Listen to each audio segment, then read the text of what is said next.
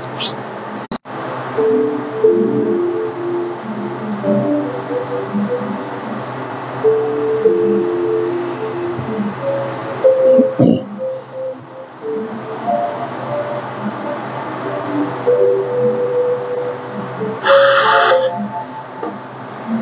Brasil está preparado para um confronto na Amazônia? Pergunta. Em algumas ocasiões, a comunidade internacional questiona a soberania brasileira da Amazônia, seja através de comentários políticos, como os feitos em 2019 pelo presidente francês Emmanuel Macron, seja por demandas ambientalistas com difícil acesso e grandes trechos das fronteiras nacionais. O Brasil está preparado para um confronto na Amazônia? Pergunta. Historicamente, aponta Tássio Franchi, coordenador do projeto de Defesa Nacional, Fronteiras e Migrações, estudos sobre ajuda humanitária e segurança integrada. O Brasil teve como foco de concentração de suas forças de defesa no eixo sul-sudeste. É onde houve os grandes confrontos e onde está a base industrial de defesa, diz. Mas temos um bom efetivo na Amazônia, principalmente se compararmos com o que os vizinhos têm na região. Por que defender a Amazônia? Pergunta. Com quase 13 mil quilômetros de fronteiras terrestres, a região é onde o Brasil faz contato com a maior parte dos outros países da América do Sul. O interesse pela maior floresta tropical do mundo se intensificou a partir da Primeira República, ganhando força na era Vargas, depois mais fortemente nos anos dos governos militares, explica Rafael Esteves Gomes, mestrando em História Comparada pela Universidade Federal do Rio de Janeiro e pesquisador voluntário da Escola de Guerra Naval no Núcleo de Avaliação de Conjuntura. Inclusive com aquele lema bem famoso da época, que era integrar para não empregar, que era a ideia de que se tinha que integrar a Amazônia ao resto do Brasil para não deixar a lei as ameaças externas. Quem protege a Amazônia? Pergunta. Nas Forças Armadas, a Amazônia cai sobre diferentes jurisdições. No Exército, ela é responsabilidade, em sua maioria, do Comando Militar da Amazônia, CMA. Parte de suas defesas também estão com o Comando Militar do Norte, que abrange o estado do Pará, Amapá e Maranhão, e o Comando Militar do Oeste, que atua no estado do Mato Grosso. Já na Força Aérea Brasileira, as mesmas divisões se aplicam com o 5º Comando Aéreo Regional, COMAR, sendo responsável pela maior área da Amazônia, enquanto o 1º COMAR engloba os estados do Pará e do Amapá, e o 4º COMAR no estado do Mato Grosso. Na Marinha, por sua vez, o 9º Distrito Naval atua sobre a maior parte dos estados amazônicos, enquanto o Pará e o Amapá estão com a 4ª Divisão e o Mato Grosso com a 6ª Divisão. Hoje temos 5 brigadas na região amazônica, 5 grandes unidades divididas em vários batalhões, regimentos de cavalaria, regimento de artilharia de combate. A Marinha tem 2 grandes distritos navais ali, em Manaus e Belém, com a base naval no Rio Negro, em Manaus, e a base Vale de Cães, em Belém, sublinha Franchi. Tássio ainda ressalta que, apesar dessas divisões de comando e áreas, as Forças Armadas atuam bem em conjunto na região, conseguindo realizar operações em agrupamentos. Não só isso pode ser observado através de exercícios militares, como na recente Operação Acolhida de Ação Humanitária e Acolhimento dos Refugiados Venezuelanos, na Operação Ágata, de combate ao crime, em especial o narcotráfico e garimpo ilegal na Amazônia. Como combater os problemas da Amazônia? Para realizar a defesa das fronteiras brasileiras, as Forças Armadas contam com equipamentos tecnológicos e tecnologias desenvolvidas especificamente para esse palco bélico. É o caso do transporte anfíbio Guarani, que suporta até 11 tripulantes, a infantaria mecanizada Cascavel e o blindado Guaicuru. Caças brasileiros conhecem os Super Tucanos da Embraer. Além desses equipamentos, a FAP conta com o Super Tucano, um caça brasileiro desenvolvido pela Embraer para atender às exigências do palco amazônico. Isto é, atuar em mato fechado sob diferentes condições climáticas, como fortes chuvas e altas temperaturas, em diversas horas do dia, condições de luminosidade, grande autonomia de combustível e raio de ação, e poder operar sem muita infraestrutura de apoio, como largas pistas. O modelo introduzido em 2004, também conhecido como A29, é um tubo-hélice de aviônica avançada capaz de atingir uma velocidade de cruzeiro de 520 km por hora, sendo ainda equipado com diferentes conjuntos de bombas, mísseis e foguetes. Suas metralhadoras são dos modelos de 12,7 × 99 mm, mesmo padrão da Organização do Tratado do Atlântico Norte. O modelo conta ainda com variações para 1 ou 2 pilotos, sendo um sensor infravermelho, sistema de navegação por GPS, sistema gerador de oxigênio, comunicação criptografada. A aeronave utilizada como apoio de fogo aproximando as tropas de infantaria já se provou extremamente capaz, ressalta Franchin, tendo sido amplamente usado no Afeganistão antes da retomada do Talibã. Tropas treinadas para combate na Amazônia. Apesar de todo esse maquinário especial, não tem como movimentar colunas de blindados dentro da selva. No máximo, você tem que ter alguns para fechar um eixo rodoviário. Na selva pura, você só opera tropa, alerta Franchin. A importância de tropas treinadas especificamente para esse cenário é ressaltada por ambos os especialistas. E nisso o Brasil se destaca, afirmam. É o caso dos batalhões de infantaria de selva que recebem treinamento justamente para atuar nesse palco de mata fechada. Essas tropas de infantaria ainda contam com divisões especiais, como o 1º Batalhão, que é aeromóvel.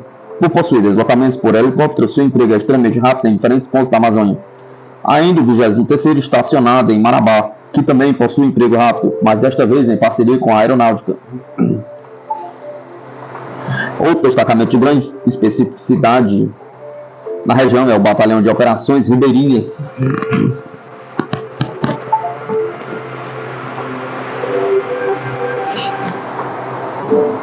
Dos fuzileiros navais da Marinha, tropas especializadas para atuar em diferentes situações de combate anfíbio.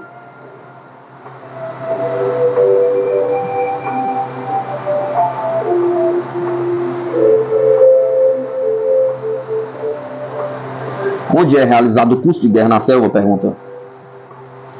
Um dos grandes destaques das Forças Armadas Brasileiras é o Centro de Instrução de Guerra na Selva, considerado internacionalmente o melhor do mundo para ensino de combate na selva, destaca Gomes. É considerado um curso muito difícil e que não aceita muitos militares todos os anos, explica. É como uma pós-graduação. Muitos guerreiros de selva dos países do entorno se formaram aqui para depois criar os cursos de selva nesses outros países, aponta Franchin.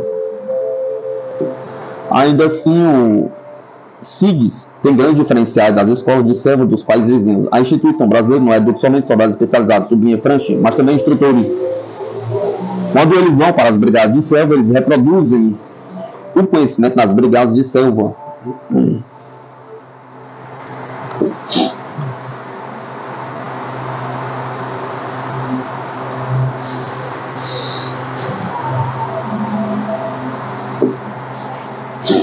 Destaca Gomes, é considerado um curso muito difícil que não aceita muitos militares.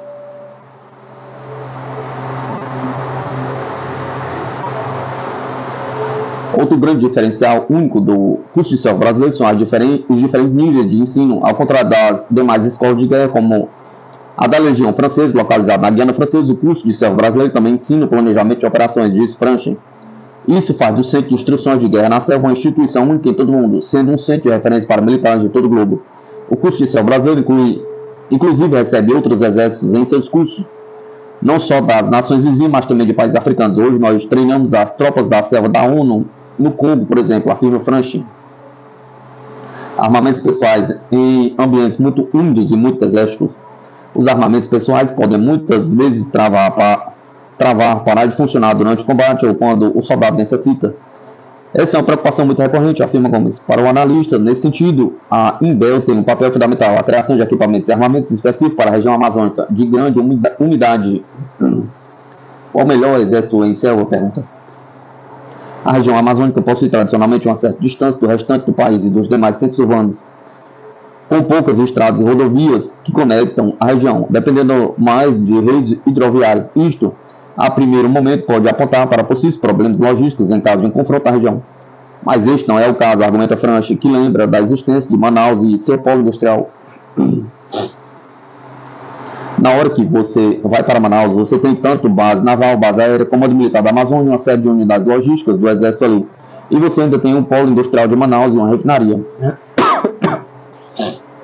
São 12,7 milhões de habitantes, uma área com muita capacidade industrial, que consegue fornecer diversos artigos, desde parte eletrônica, graxa, óleo e combustível. A cidade ainda conta com uma posição estratégica centralizada perto do meio do estado, longe das fronteiras, e enquanto o rio Amazonas pode cuidar o deslocamento horizontal desses produtos, a BR-174, a BR-319 podem cuidar desse transporte pela via vertical. O Brasil está pronto para um confronto na Amazônia? Pergunta.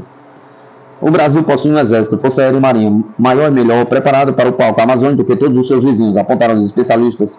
No entanto, se a questão é uma possível invasão por uma força militar superior, a questão deve ser encarada por outro ângulo.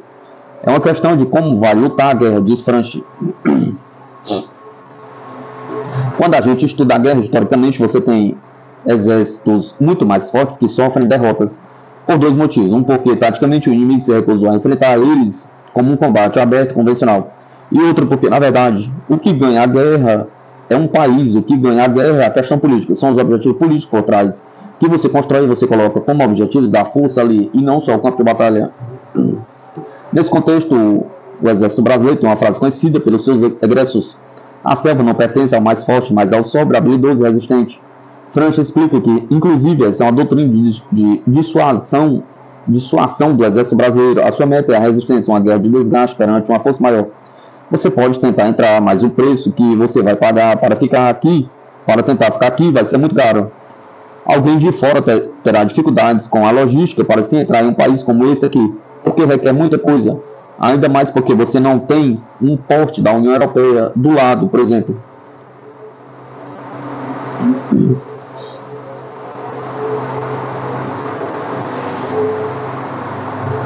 Primeiro submarino nuclear do Brasil deve provocar mudanças em cadeia do país, afirma o pesquisador. Em entrevista à Sputnik Brasil, o pesquisador de Rússia e espaço pós-soviético da Escola de Guerra Naval Pércio Glória de Paula ressalta as implicações e desdobramentos do avanço tecnológico vinculado à construção do primeiro submarino nuclear do Brasil. Segundo ele, é importante que o governo brasileiro invista em tais embarcações, não se limitando à que se iniciou em outubro de 2023. Para o doutorando em Relações Internacionais da Universidade de São Petersburgo, o país, como líder regional com aspirações globais, deve considerar produzir outras estruturas por meio da capacitação tecnológica adquirida com a construção do primeiro submarino nuclear. A visão do pesquisador vai além do aspecto militar, considerando também a possível aplicação civil. Será necessário também docas especializadas para esse tipo de submarino, e é possível sim que aconteça a aplicação dessa tecnologia para outros modelos de embarcação, outros setores militares ou até mesmo outros setores econômicos. Eles podem ser utilizados por outras áreas industriais que podem gerar vantagens competitivas para a economia brasileira no geral. O setor militar em si, pelos empregos e capacitação tecnológica, também já se solidariza nesse quesito. Quando vai ficar pronto o submarino nuclear brasileiro? Pergunta. A primeira etapa de construção ainda faz parte da fase de testes. A Itaguaí Construções Navais deverá confeccionar segmentos de 100 toneladas. Caso a competência técnica da empresa seja comprovada por engenheiros, técnicos e operários, a produção se inicia com previsão inicial de término em 2029.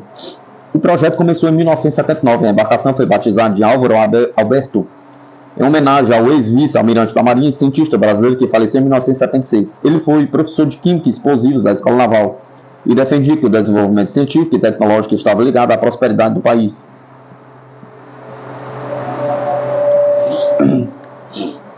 Como funciona um navio nuclear? Pergunta. Submarinos nucleares empregam uso de reatores nucleares que geram eletricidade aos motores elétricos. O calor do reator também pode ser utilizado para produzir vapor e movimentar turbinas. A embarcação produzida no território brasileiro desde 4 de outubro, primeira das Forças Armadas, deverá usar a propulsão nuclear, que gera energia pela quebra de núcleos atômicos e dispensa o oxigênio necessário para a queima do diesel. De Paula explica que isso traz vantagem de operar por períodos mais longos sem necessidade frequente de reabastecimento de combustível. Além disso, ocupam menos espaço para armazenamento, conferindo vantagens táticas e estratégicas. É muito mais difícil você rastrear um submarino nuclear que passa meses submergindo do que um submarino comercial que necessita atracar constantemente para se abastecer, exemplifica. Entretanto, de Paula ressalta que para haver expansão de tais tecnologias em território brasileiro é necessário investimento e paciência devido à complexidade tecnológica envolvida. Não vai ser uma expansão rápida. Um segmento com uma tecnologia muito sensível é custoso. Cientificamente também é um caminho a ser trilhado para as instituições brasileiras. Há essa necessidade de uma paciência estratégica no desenvolvimento dessa tecnologia, uma perspectiva de domínio do ciclo produtivo que vai desde a extração dos materiais, matéria-prima, até a formação de materiais avançados tecnologicamente. Por exemplo, o casco do navio deve ser revestido de material resistente, já que as pressões impõem uma tensão muito forte. e que traga um grau de invisibilidade para dificultar a detecção, já que é uma nave de guerra, uma bela nave. Além disso, tem a questão dos torpedos, armamentos submarinos, sistemas de comunicação, a questão eletrônica, tudo é uma cadeia produtiva muito intensa em tecnologia, muito intensa em mão de obra, que requer muito investimento. Então há essa necessidade de uma paciência estratégica para o desenvolvimento disso. Vale ressaltar que no cenário internacional, segundo o pesquisador PS Glória de Paula, poucos países têm capacidade de produzir submarinos de propulsão nuclear. Ele menciona a Rússia, Estados Unidos, Reino Unido, França, China e Índia como membros desse clube seleto, observando que o Brasil e a Austrália estão em processo de adesão. É uma conotação das capacidades de projeção do país como uma potência. O entendimento é que o Brasil, ao apostar na construção de embarcações nucleares diversificadas, não apenas fortalecerá suas capacidades militares, mas também consolidará sua presença no cenário internacional como uma potência capaz de liderar inovações no campo da propulsão nuclear para embarcações, o que ainda não é. Por que o Brasil não pode produzir armas nucleares? Pergunta. Segundo o artigo 21 da Constituição Federal, toda atividade nuclear em território nacional somente será admitida para fins pacíficos e mediante aprovação do Congresso Nacional. Além disso, no mundo, apenas 5 países têm o direito de ter armas nucleares, conforme o Tratado de Não Proliferação Nuclear de 1970. Estados Unidos, Rússia, Reino Unido, França e China. Dessa forma, em meio às esforços para consolidar sua presença no campo naval nuclear, o Brasil se depara com limitações impostas pelo Tratado de Não Proliferação Nuclear, do qual é signatário de espécie. O tratado proíbe explicitamente a fabricação de armamentos nucleares, incluindo as chamadas bombas sujas, que podem ser produzidas a partir de rejeitos da geração de energia nuclear. Essa é uma tecnologia utilizada para propulsão de navios ou geração de energia e poderia ser aplicada por outros projetos de embarcação. Atualmente, por exemplo, países possuem projetos para a utilização de propulsão nuclear para a exploração espacial, como por exemplo o projeto Zeus da Roscosmos, agência espacial russa de espécie. O professor explica que, embora o país não possa utilizar essa tecnologia para fins militares nucleares, há vasto leque de aplicações civis e estratégicas que podem ser exploradas, como a geração energética. Possuímos diversas aplicações estratégicas, científicas, militares e civis para a tecnologia nuclear. O domínio dessa capacidade do ciclo produtivo associado tem um potencial estratégico significativo para o país. Vantagem do Brasil fazer parte do BRICS. Vale ressaltar a relevância da cooperação no âmbito do BRICS e as possíveis vantagens e desafios dessa parceria. Acho que essa cooperação do BRICS seria muito interessante para o Brasil. Seria uma iniciativa pela diversificação e possibilidade de desenvolvimento em âmbito global, em vez de uma ênfase somente em um dos polos de poder, diz o pesquisador da Escola Naval. Além do investimento chinês, em um grande projeto de porta-contêineres movidos à energia nuclear, a Rússia e a Índia detêm expertise nessa tecnologia. Esses países têm experiência em programas de cooperação militar internacional nesse âmbito. No entanto, também há obstáculos por se tratar de um setor sensível. A construção de mecanismos, instituições e confiança para esse tipo de cooperação leva tempo. Não é algo que dá para se criar da noite para o dia. De Paulo acredita que a cooperação dentro do bloco é uma perspectiva interessante para o Brasil, por meio de menos restrições em políticas de transferência de tecnologia sensível. Seria interessante para o Brasil cooperar com esses países que são potências emergentes e possuem autonomia tecnológica. Por mais que seja custoso, diria que é um desenvolvimento muito positivo ao Brasil no geral, para a economia e posicionamento internacional do Brasil, porque é um tipo de tecnologia que poucos países têm capacidade, e o Brasil está se inserindo em um clube seleto.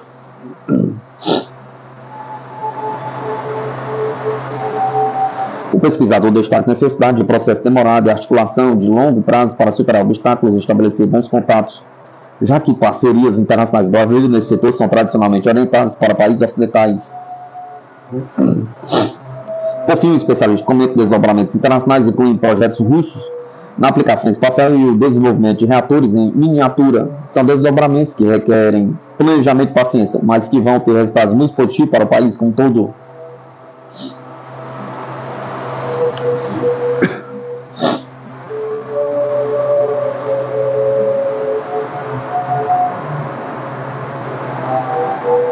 A União Europeia está dividida sobre sanções ao aço russo, diz mídia. O bloco vem buscando incluir sem sucesso o fornecimento do metal russo em seu novo pacote de restrições, mas temores de que isso possa desestabilizar as cadeias produtivas acabam adiando a decisão. A União Europeia tem debatido a sua nova rodada de sanções contra Moscou em meio aos apelos crescentes de alguns Estados membros para isentar o fornecimento de aço russo, informou o político na segunda-feira, citando fontes. De acordo com a mídia, um diplomata europeu disse ao veículo que um dos pontos de discórdia inclui a concessão de um período de isenção mais longo para importar da Novolipsk Steel da Rússia. A questão deverá ser resolvida em breve, disse o diplomata. Outro diplomata confirmou que as discussões sobre o 12º pacote de sanções estavam a caminho na direção certa. A NLMK é uma das 4 maiores empresas siderúrgicas da Rússia, produz principalmente produtos de aço plano, de aço semi-acabado e aços elétricos.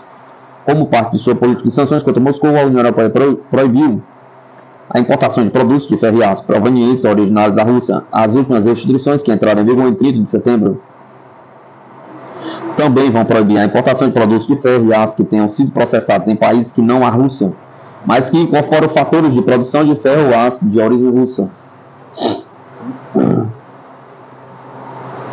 Entretanto, a Eurocity informou em novembro que a República Tcheca solicitou formalmente que a União Europeia não incluísse a NLMK na nova rodada de sanções.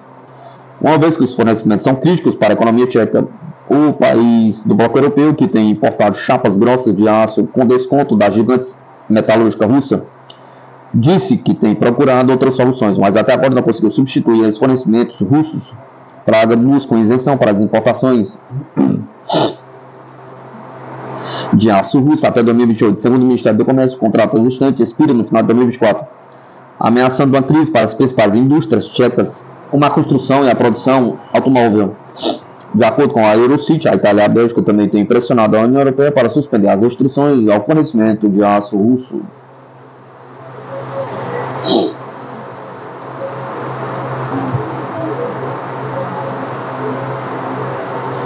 Países ao redor do mundo seguem acumulando ouro em meio a processos recorde do metal precioso.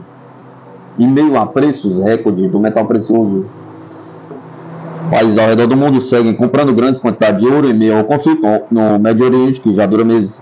Embora essa tendência seja anterior ao início da crise, a agitação fez com que os preços do metal precioso atingissem o valor mais alto já registrado. Os números mais recentes do World Gold Council revelaram que as nações compraram um peso líquido de 42 toneladas de ouro em outubro, o que não é a maior quantidade mensal, mas está bem acima da média. No mês anterior, os países adquiriram quase o dobro desse volume, 72 toneladas. Dando continuidade a uma tendência de meses, o maior comprador de ouro foi o Banco Popular da China, que comprou 23 toneladas de ouro em outubro, seu 12º mês consecutivo de aumento de suas reservas. As notícias surgem pouco tempo depois que os preços do ouro atingiram seu pico desde o início dos anos de 1980. Em 4 de dezembro, o preço de uma onça Troy de ouro atingiu 2,110, o ponto máximo de um aumento de 2 meses nos preços de ouro, desencadeado por uma perturbação repetida na instabilidade global. Durante anos, os governos dos países ao redor do mundo têm se afastado lentamente dos investimentos em dólar estadunidense, transferindo seus ativos para outras moedas, firmando acordos para usar moedas locais em vez de dólares para o comércio, ou comprando ativos líquidos estáveis como o ouro, uma tendência chamada pelos observadores de desdolarização.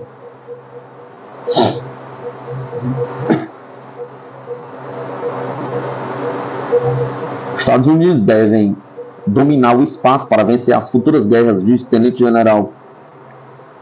Os Estados Unidos devem dominar o espaço e as tecnologias relacionadas a ele se quiserem ter uma vantagem em guerras futuras, disse nesta segunda-feira, 11 de 12 de 2023, Matthew Glavin, tenente-general do Corpo de Fuzileiros Navais. Durante o seu discurso de a conferência do Association of World Cross, Associação dos Corvos Velhos em português, Glavin disse que o espaço é um domínio que os militares dos Estados Unidos precisam ganhar se quiserem competir em guerras futuras. O espaço é a capacidade mais resiliente que temos, disse Glavin. Estou dizendo a vocês agora, se não ganharmos o domínio do espaço, nem vale a pena tentar. Glavin é o vice-comandante para informações do Corpo de Fuzileiros Navais dos Estados Unidos e anteriormente liderou o Comando Espacial das Forças do Corpo de Fuzileiros Navais. Atualmente, as tecnologias militares baseadas no espaço incluem satélites espiões, retransmissores de comunicação e auxílios a navegação usada pelos militares em todos os outros domínios. O domínio dos Estados Unidos sobre o espaço tem sido desafiado nos últimos anos com vários países, incluindo China, Rússia, Índia e outros, todos lançando missões cientificamente significativas em 2023. Em 2007, a China destruiu seu próprio satélite meteorológico em um teste anti-satélite de ascensão direta. Apenas o terceiro país a fazê-lo, tanto os Estados Unidos quanto a União Soviética, realizaram testes semelhantes na década de 1980.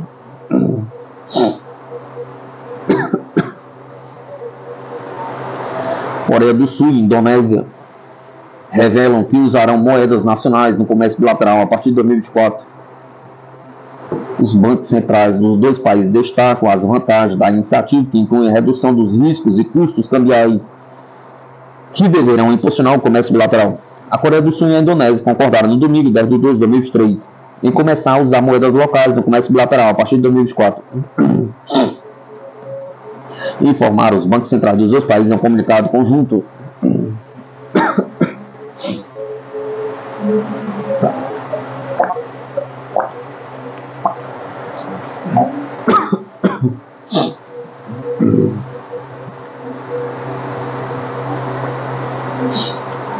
O Banco da Indonésia e o Banco da Coreia do Sul, à margem de uma reunião bilateral de alto nível na Indonésia, em 10 de dezembro de 2023, anunciaram outro marco para promover um maior uso de moedas locais em transações bilaterais.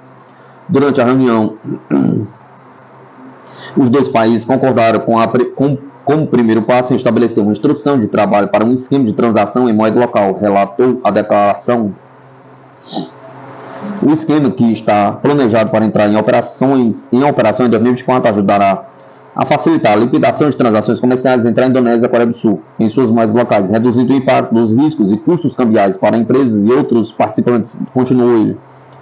Segundo o comunicado, a Coreia do Sul e a Indonésia poderão definir diretamente as taxas de câmbio de suas moedas nacionais, uma em relação à outra, o que não apenas impulsionará o comércio bilateral, que reduziria os riscos e custos, mas também permitiria o desenvolvimento de mercados financeiros em moedas locais.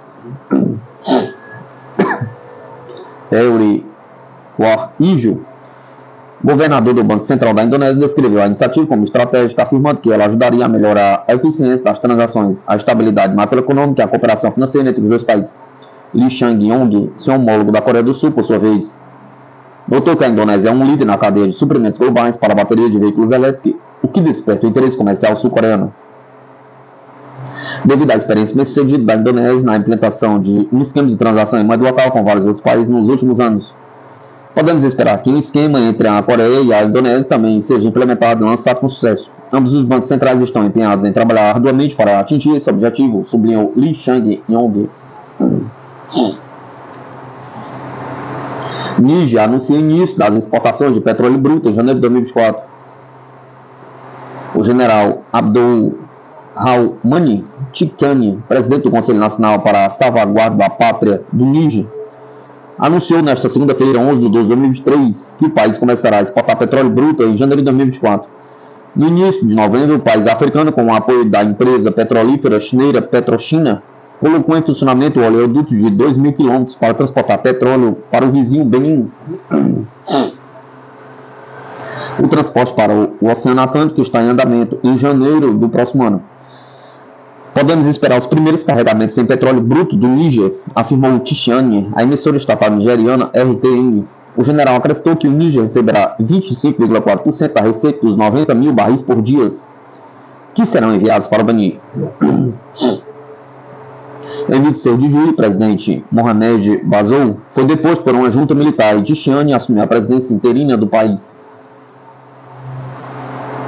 No final de agosto, o presidente da Argélia, Tebboune, apresentou proposta para uma solução pacífica no Níger que estabelece período de transição de 6 meses.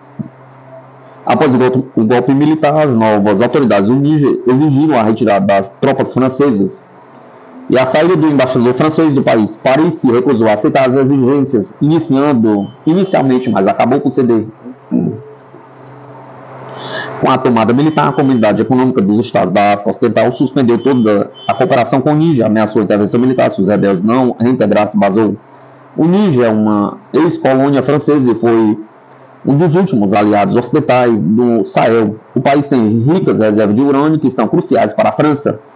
A nação africana é responsável por 15 a 17% do urânio utilizado nas usinas nucleares francesas para gerar eletricidade no país.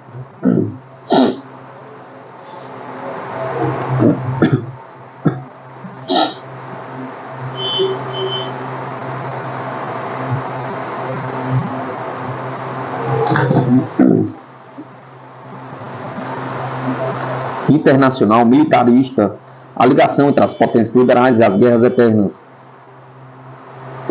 As mais proeminentes nações liberais do Ocidente, encabeçadas pelos Estados Unidos e pela Europa Ocidental, estiveram durante as últimas décadas profundamente envolvidas com intervenções militares ao redor do globo para a manutenção de sua hegemonia nas relações internacionais.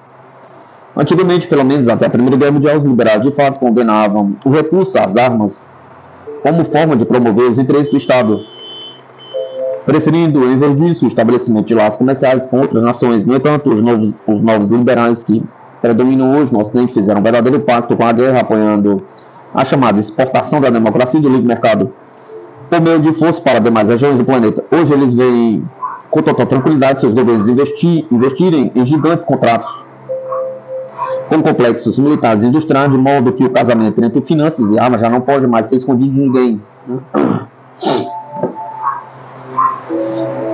Desse casamento também resulta a sobrevivência de alianças militares como a Organização do Tratado do Atlântico Norte, que a partir dos anos 1990 interviram militarmente nos Balcãs, no norte da África, na Ásia Central e no Oriente Médio, gerando resultados simplesmente catastróficos para essas populações. Assim sendo, a Internacional Militarista tornou-se a nova cara do liberalismo político e econômico do Ocidente, que não se incomoda em travar guerras com outras civilizações no intuito de atingir seus objetivos políticos egoístas. Testemunhamos com isso o recurso à intervenção armada para mudança de regimes tidos como indesejáveis no âmbito não exatamente de uma guerra ao terror, mas sim de uma guerra ao outro, utilizando-se do poder duro, hard power, como instrumento para a manutenção de um status que favorável às potências ocidentais. Nesse cenário, as múltiplas guerras que tiveram lugar no mundo durante as últimas décadas sob a hegemonia do poderio econômico-militar estadunidense em especial, praticamente não causaram sobressaltos na convicção liberal de que tudo era em prol de um bem maior, a saber, a exportação da democracia e dos valores ocidentais para civilizações submissas. O que ficou claro, na verdade, foram as ligações entre a proliferação dessas guerras com os lucros exorbitantes de empresas militares de armamentos como a Lockheed Martin, RTX Corporation, Northrop Grumman, só para citar algumas, que, ao participar de conflitos em terras longínquas, satisfazem cada vez mais sua ganância econômica. Fica claro também que o establishment político americano era sustentado sobretudo por suas ligações com esse complexo industrial militar, o que explica os enormes gastos com defesa por parte do Washington. Não por acaso os Estados Unidos, principal líder das potências liberais do Ocidente, possui mais de 800 bases militares ao redor do globo. Trata-se, enfim, de uma liderança baseada no poder do porrete. O mais curioso de tudo é que, ao mesmo tempo em que a América e seus aliados ocidentais estão armados até os dentes, são eles que, com a maior cara de pau, fazem discursos sociais de teor pacifista e de inclusão. Ora, são exatamente os governos desses estados os mais beligerantes e exclusivistas do mundo, e justamente os mais incapazes de entender e de respeitar os valores de outros povos e de outras civilizações. É por isso que a Internacional Militarista se incumbiu de usar as guerras eternas como um instrumento servil para a consecução de seus objetivos políticos de dominância sistêmica. No limite, foram essas guerras defendidas pelos liberais que se tornaram elementos base da chamada ordem internacional, baseada em regras do Ocidente coletivo. Na prática, como as diversas intervenções militares envolvendo os países da OTAN, nos Balcãs, no Norte da África, no Oriente Médio, na Ásia Central, a política econômica dessas sociedades.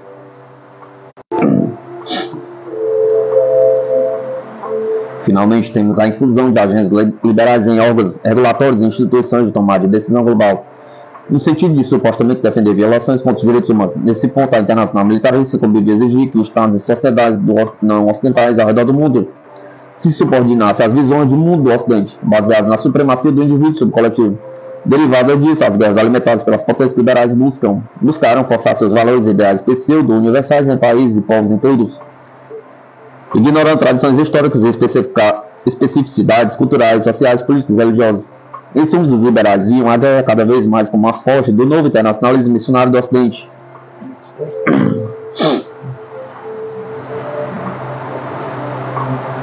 Afinal, se as demais sociedades do globo não se parecessem com a sociedade americana ou europeia, havia alguma coisa de errado, algo que precisava ser corrigido imediatamente. Essa foi então a carta branca recebida pelos mercadores da morte, que hoje lucram com o prolongamento de conflitos tanto no leste da Europa como no Oriente Médio, por exemplo.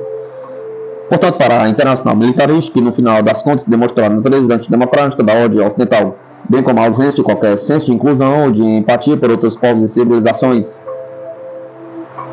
É bem válido lembrar que no começo do século XX, o jornalista liberal britânico Alfred George Gardner diz que seu país representava o espírito da luz, alguma semelhança com os liberais de hoje que dizem defender o lado certo da história, pergunta. Ou as declarações de Ronald Reagan no final da década de 1980 de que os Estados Unidos são uma cidade iluminada na colina, pergunta. Pois então parece que os tempos não mudaram. Em pleno século XXI, continuamos expostos a essa interpretação infantil do mundo. E muitos são os que acreditam nessa interpretação. Difícil mesmo é convencer essas pessoas a enxergarem o que está bem ali, diante dos olhos. A saber, o casamento mais que bem sucedido entre o liberalismo ocidental e o internacionalismo militarista.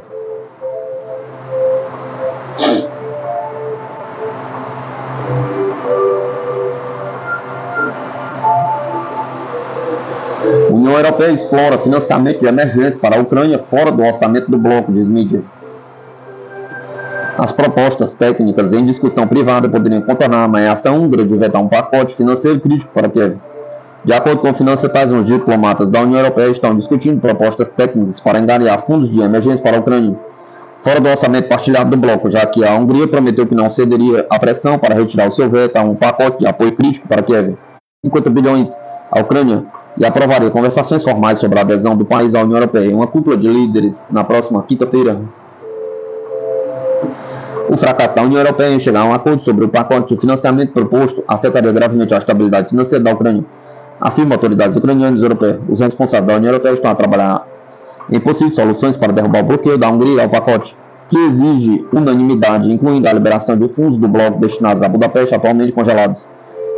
Com o tempo se esgotando antes do início da cúpula, os diplomatas também iniciaram conversações privadas sobre a viabilidade e os detalhes técnicos do potencial pacote financeiro emergencial, entre os outros 26 membros, de acordo com fontes do Financial Times.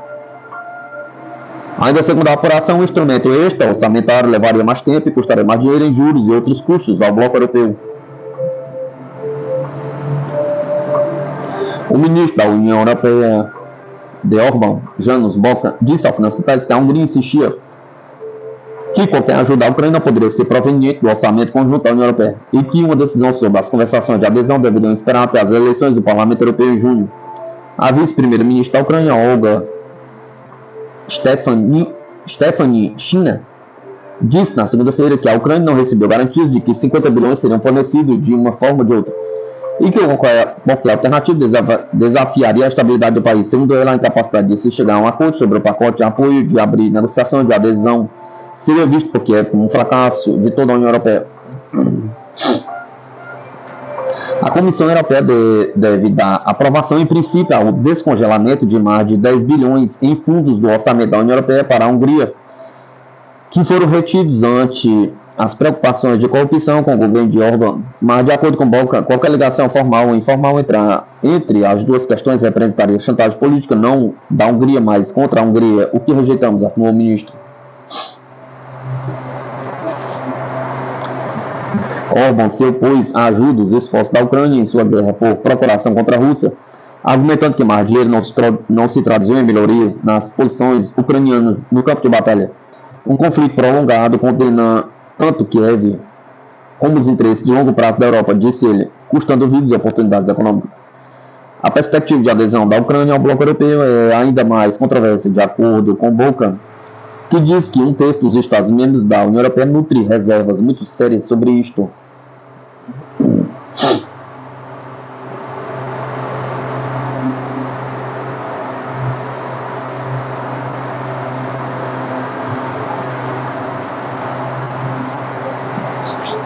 Exército israelense começa a bombear água do mar para túneis do Hamas em Gaza, diz mídia. Israel acredita que a operação pode inundar abrigo do Hamas e a iniciativa pode levar semanas para se concretizar.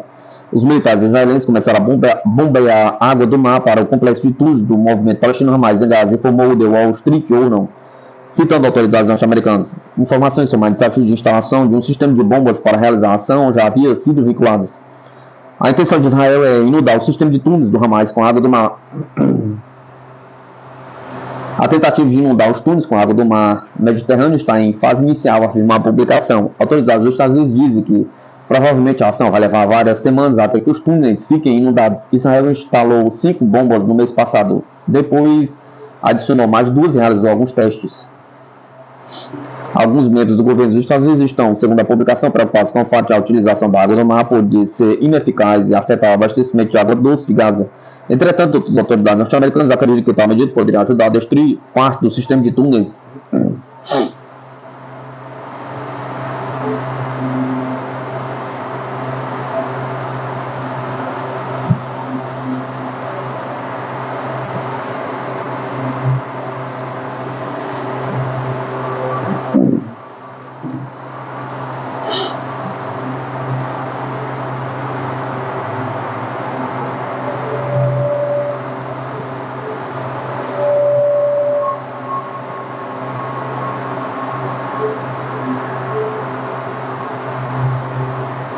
Muitos americanos não têm dinheiro para comprar alimentos. Apesar de ser o país mais rico do mundo em patrimônio líquido, os Estados Unidos continuam a enfrentar o problema da fome. Atualmente, mais da metade dos americanos acredita que seu padrão de vida é o pior do que o de seus pais, enquanto diversas ONGs alertam que o número crescente de pessoas está recorrendo a programas de assistência alimentar. Mais de 44 milhões de americanos passaram fome no último ano, incluindo uma em cada 5 crianças, conforme o relatório do Departamento de Agricultura dos Estados Unidos.